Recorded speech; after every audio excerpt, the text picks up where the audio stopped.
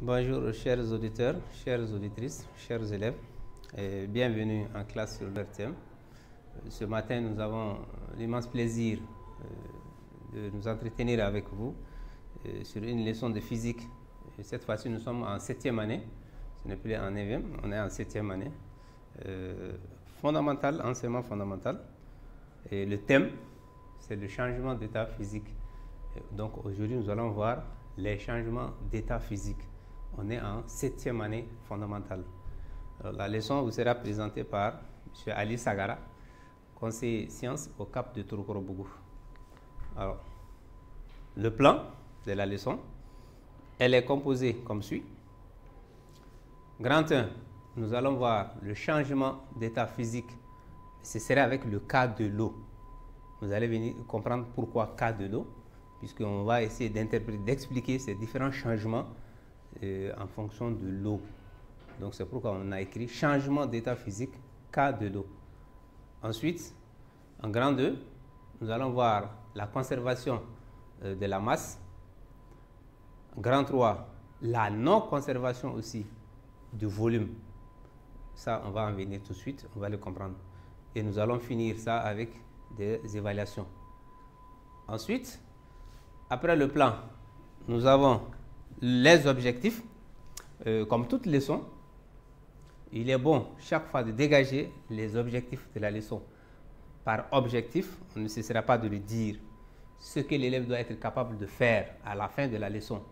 Alors, à la fin de cette séquence, l'élève doit être capable de définir le changement d'état physique. C'est quoi le changement d'état physique? L'élève doit être capable de définir le changement d'état physique. L'élève doit être capable de définir ce que c'est que la fusion. L'élève doit être capable de définir ce qu'on appelle la solidification.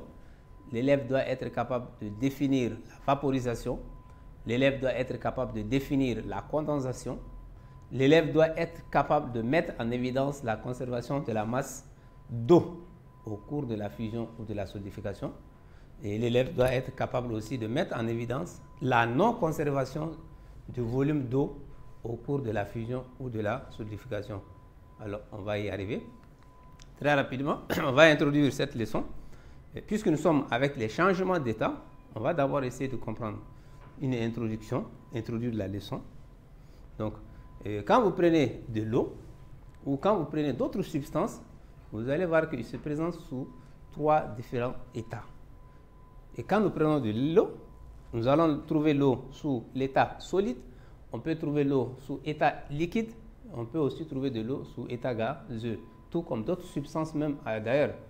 Alors, maintenant, le cas de l'eau, c'est ce qui nous intéresse ce matin, puisque nous avons dit qu'on va partir expliquer ces changements à partir de l'eau. Alors, l'eau à l'état solide, où est-ce qu'on peut la trouver? Alors, on peut trouver l'eau solide, l'eau à l'état solide, on peut les trouver, c'est de la glace, c'est comme ça. Donc, on trouve la glace, elle est présente dans les glaciers, elle est présente dans la banquise. Ensuite, la grêle, vous avez vu, lorsqu'il pleut, il y a, si vous voulez, des grêlons qui vont tomber. Tout ça, c'est de la glace. Ou bien l'eau, une fois mise dans un congélateur, il va se congeler. On obtient encore de la glace sous forme aussi également de neige, constituée de minuscules cristaux aussi de glace. Donc, à l'état solide, très rapidement, on trouve la glace présente dans les glaciers, dans la banquise et la grêle. On trouve également la neige constituée de minuscules cristaux de glace. Maintenant, ça c'est à l'état solide. À l'état liquide, ça vous avez vu de l'eau un peu partout. On trouve les cours d'eau, on trouve les mers, on trouve les océans, on trouve la pluie, ainsi que les nuages et le brouillard qui constituent de minuscules gouttelettes d'eau. Donc voilà l'eau aussi sous forme liquide. Comment on peut les retrouver? On le trouve dans les cours d'eau, les mers, les océans, les fleuves. Vous allez voir les puits, les eaux de ruissellement, tout ça là, vous allez les voir. Donc, on les trouve aussi dans les brouillards constitués de minuscules gouttelettes d'eau. Maintenant, troisième phase, c'est l'eau à l'état gazeux. Comment est-ce qu'on peut le trouver? On trouve la vapeur d'eau. Elle est présente dans l'air, mais cette fois-ci, elle est invisible à l'œil nu. Sinon, l'air que nous respirons comme ça, il y a ce qu'on appelle de l'eau, la vapeur d'eau. mais cette vapeur d'eau, on ne peut pas la voir à l'œil nu. Donc voilà, sommairement brossé, les différents états que peut prendre l'eau, comment on peut les trouver. Alors, on va revenir à nos changements. Qu'est-ce que c'est qu'un changement d'état?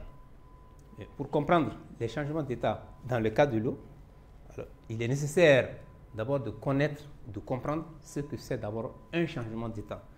Alors, par changement d'état, c'est très simple, c'est le passage, si vous voulez, d'un état physique à un autre, de façon très simple. Un changement d'état physique est le passage d'un état physique à un autre. Alors là, il s'agit d'une transformation physique qui dépend des conditions de température et de pression atmosphérique. Alors, ça veut dire qu'il y a des paramètres qui entrent en jeu. Lorsque la température elle augmente ou lorsque la température elle descend, le liquide ou l'eau peut subir des transformations. Ou encore sous pression atmosphérique, les mêmes changements peuvent intervenir. Donc, de façon très simple, nous allons définir un changement d'état comme étant le passage de l'état physique à un autre. Et il va falloir ajouter qu'il s'agit d'une transformation physique qui dépend des conditions de température et de pression atmosphérique. Voilà, de façon très simple, ce qu'on entend par changement d'état. Alors, maintenant, on revient à l'eau.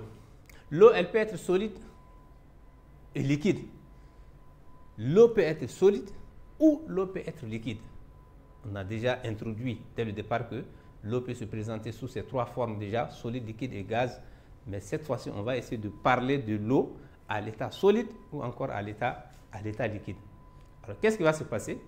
Nous allons essayer de disposer d'un congélateur dans lequel on va essayer de mettre de l'eau liquide. On va mettre de l'eau liquide dedans, il va se refroidir. Et quand il se refroidit, il devient solide. Quand il devient solide, en ce moment, on va l'appeler glace.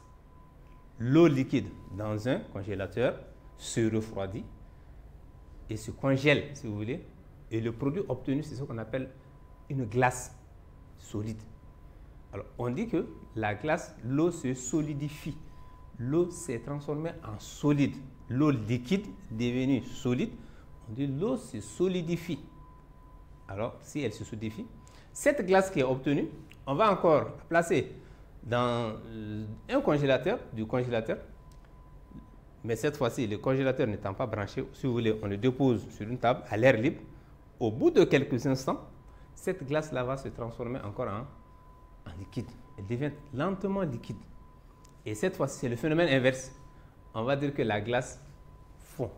La glace a fondu ou la glace fond.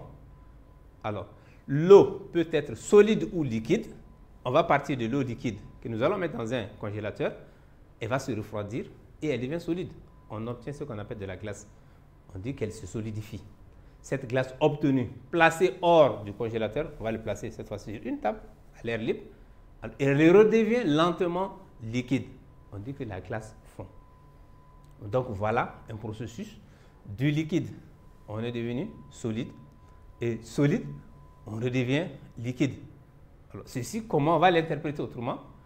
On va dire, lorsque l'eau liquide devient solide, on a appelé ça la solidification. Alors, par définition, qu'est-ce que c'est la solidification? On va dire que la solidification, ou on appelle solidification, ou même congélation, si vous voulez, le passage de l'état liquide à l'état solide. Très simple.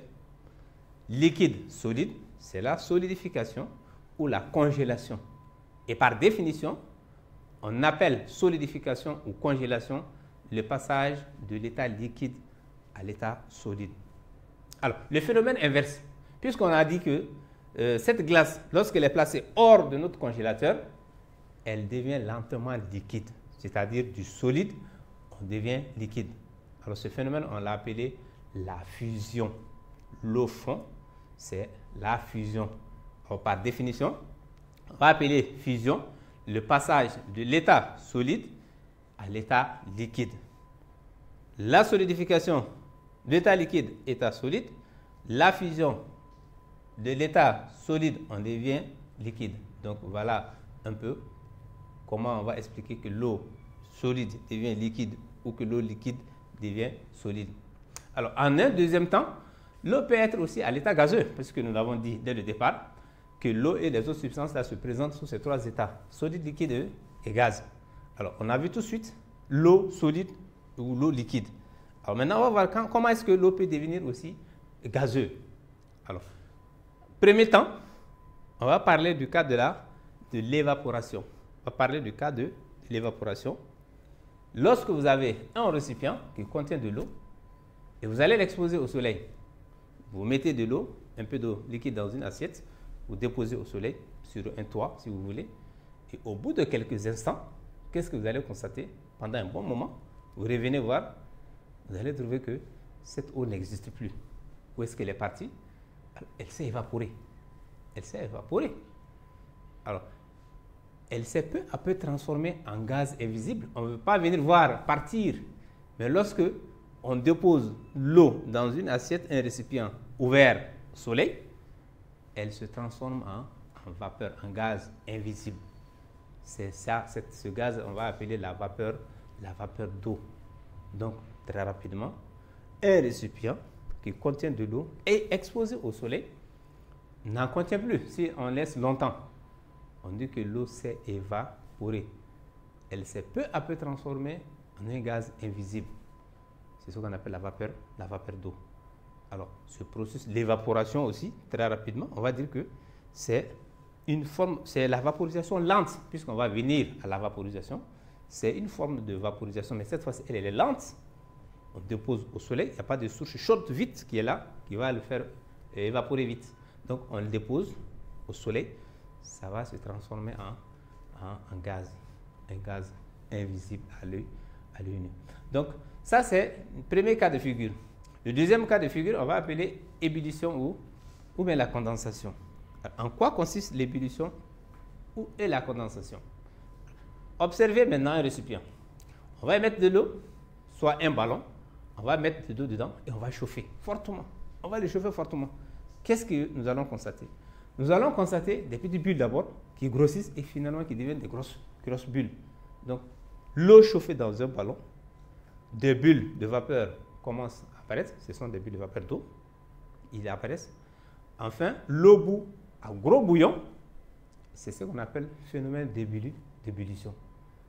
C'est pourquoi on dit souvent l'eau atteint la température d'ébullition. Elle va commencer à bouillir à 100 degrés. Nous allons voir des bulles qui vont commencer à se dégager. Alors, la quantité d'eau liquide dans le ballon diminue. Elle se transforme en un gaz. Donc, quand vous laissez, vous continuez à chauffer, vous allez voir au fur et à mesure que vous chauffez, au fur et à mesure les bulles se forment et la quantité de l'eau dans le ballon diminue. Parce qu'elle est part, elle s'est aussi évaporée, elle s'est transformée en un gaz. C'est encore la vapeur d'eau. Alors, au contact de l'air ambiant, plus froid, la vapeur d'eau passe à l'état liquide. On dit qu'elle se condense. Donc, vous voyez, et lorsque du liquide et du gaz, on devient liquide, on se condense. Mais ce mot, l'expression condensation, on va y revenir, parce que lorsqu'on quitte gaz pour devenir solide, aussi c'est une forme de condensation. Maintenant, gaz liquide, c'est aussi une condensation, mais pour être beaucoup plus précis, on va l'appeler la liquéfaction. C'est beaucoup plus explicite. Gaz liquide, on peut l'appeler aussi condensation. Gaz solide, c'est aussi une forme de condensation.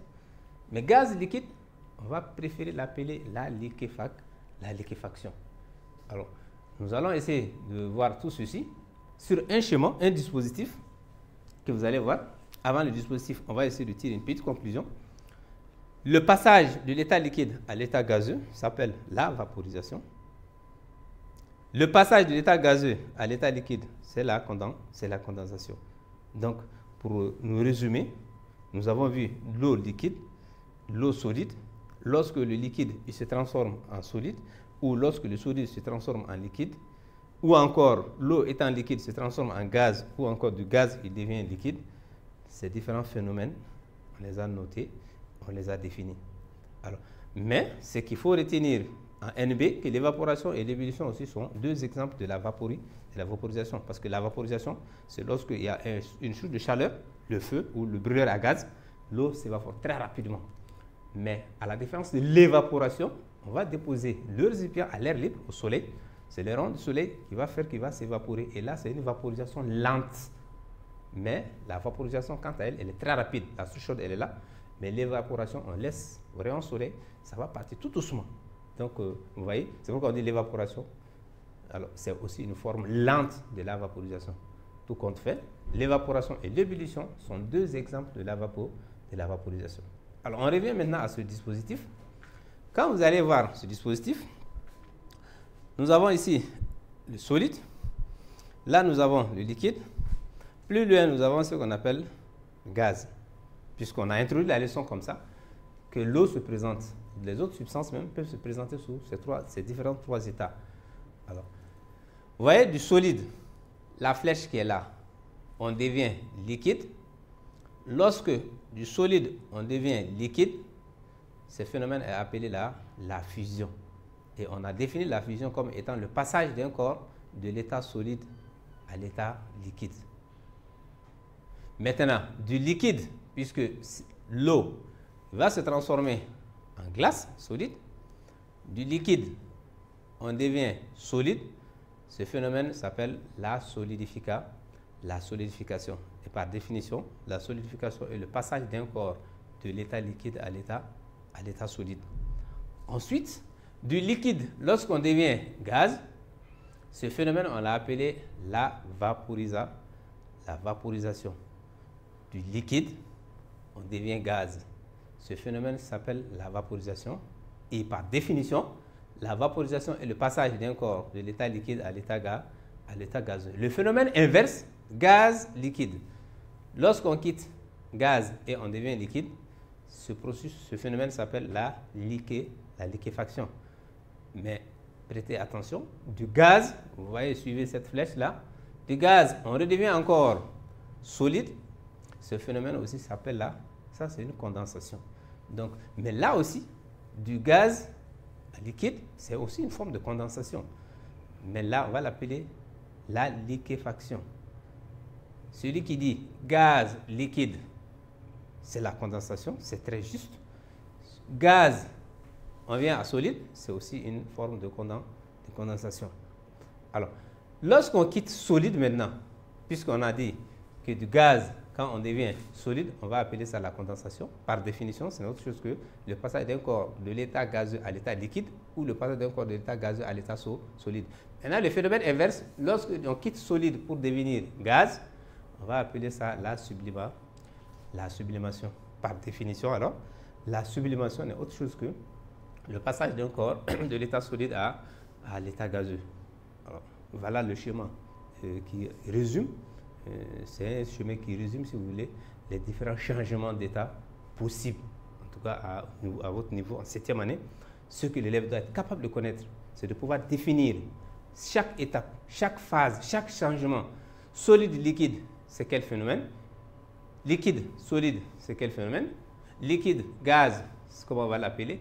Gaz, liquide, gaz, solide et solide, gaz. Voilà ce phénomène, l'élève doit être capable de l'interpréter.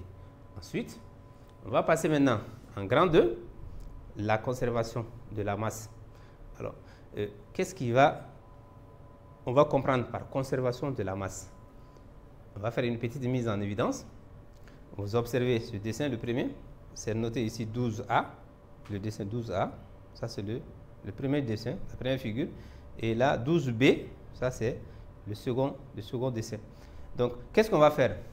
On va essayer de placer, vous voyez, on va placer sur le plateau d'une balance ce qu'on appelle un verre.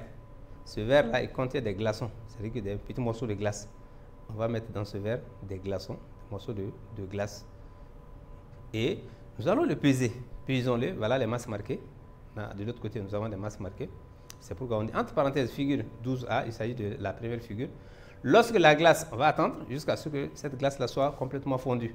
Lorsque la glace est fondue, le résultat de la pesée ne change pas. Lorsqu'au départ, nous avons pesé ça, ce que nous avons, la masse marquée était là, l'équilibre est maintenu à partir de cette aiguille. La glace, elle va fondre. Même si elle va complètement fondre, nous allons sentir que l'équilibre est toujours maintenu. Ça veut dire que ça n'a pas changé du tout. Le résultat de la pesée n'a pas changé. Qu'est-ce que cela voudrait dire? Cela voudrait dire que la masse n'a n'a pas varié. Donc, pourquoi la masse n'a pas varié? Parce que cette masse ne dépend pas que de la quantité d'eau. Elle dépend de l'état dans lequel se trouve l'eau. Donc, elle ne dépend pas de l'état dans lequel se trouve l'eau. Et on va voir, ici c'est un solide qui devient liquide. Du solide, on est devenu liquide. La masse n'a pas changé. Donc, cela veut dire que ça ne dépend pas de l'état dans lequel se trouve l'autre corps, l'eau. Maintenant, la masse, elle est maintenue, elle est conservée. Et c'est ce dispositif-là qui nous permet de dire que la masse ne change pas. Vous voyez ici les glaçons. Et lorsqu'on vient en deuxième 2, ici, c'est là que c'est complètement fondu. C'est ce qu'on appelle la figure 12B, c'est masqué-là. La figure 12A, on va l'appeler comme ça, la figure 12B. Dans 12A, on va mettre dans un verre des glaçons. On va placer des masses marquées. On va retrouver l'équilibre. On attend dans 12B, la glace va se fondre. Ici, voilà, elle est fondue, c'est devenu complètement haut. Et on voit que l'équilibre est toujours maintenu. Cela veut dire que le résultat de la pesée n'a pas du tout changé. Elle ne dépend que de la quantité d'eau. Donc, si ça doit changer, c'est peut-être une quantité d'eau. Mais elle ne dépend pas de l'état dans lequel se trouve notre eau. C'est pour dire que la masse, elle se conserve. Même s'il y a un changement d'état, la masse se conserve. Donc là, c'est un petit dispositif très simple qui prouve que ça n'a pas du tout changé notre masse. Maintenant, si la masse se conserve, par ailleurs, nous allons voir que le volume ne se conserve pas. Et c'est ce que nous allons essayer de voir avec une petite mise en évidence aussi, la non-conservation du volume. Alors, comment on va voir que le volume ne se conserve pas? Une bouteille est remplie d'eau et vous allez le placer dans un congélateur. Au bout d'un long moment, il va éclater. Ça, c'est clair. Il va éclater. Alors, on va dire que l'eau s'est congelée. Elle est devenue de la glace. Et cette glace occupe un volume plus grand que l'eau du départ. Vous avez mis de l'eau dans une bouteille. C'est pourquoi chez vous, faites beaucoup attention. Lorsque vous mettez de l'eau dans une bouteille, vous le déposez dans un congélateur. À un certain moment, il va falloir l'enlever. Sinon, il va éclater. Il va éclater. Parce qu'une fois que l'eau se congèle, elle devient, une fois devenue la glace, alors cette glace-là va occuper ce qu'on appelle un volume plus grand que l'eau du départ. Alors, lorsque l'eau devient solide, on dit qu'elle augmente de volume. Inversement, lorsque la glace devient liquide, elle diminue de volume. Donc, vous voyez que le volume ne se conserve pas du tout. L'eau transformée en glace augmente de volume, mais la glace devenue eau diminue de volume. C'est ce qui nous permet de dire que le volume ne se conserve pas. Si la masse se conserve, alors le volume ne se conserve pas. Donc voilà un peu l'explication. Conservation de la masse, non conservation du volume. Ensuite, dernière étape. La dernière étape, c'est une petite évaluation. Et si vous voulez, c'est pour voir si on a pu au moins comprendre quelque chose. On dit de compléter le texte suivant, un petit texte, que chacun de vous va tenter de remplir les pointillés qui s'y trouvent dedans. On dit un morceau de glace placé dans une assiette devient lentement liquide. La glace fait quoi? On va l'écrire ici. Ensuite, on dit la fusion est le passage de l'état. Vous allez compléter, c'est de quel état? À l'état, c'est quel état encore? La fusion est le passage de l'état. Quel état? À l'état, on vient ici, quel état aussi? On dit de l'eau placée dans un congélateur devient lentement solide. Elle se, on complète la phrase, qu'est-ce qu'elle devient? Elle fait quoi? La solidification est le passage de l'état, on complète, à l'état, on complète. L'eau et la glace sont deux, allez, on complète, c'est dans le cours, vous allez le retrouver là-dedans. De même, et vous allez aussi compléter. Donc, voilà, chers élèves, nous sommes au terme de notre leçon et merci de votre attention et de votre compréhension.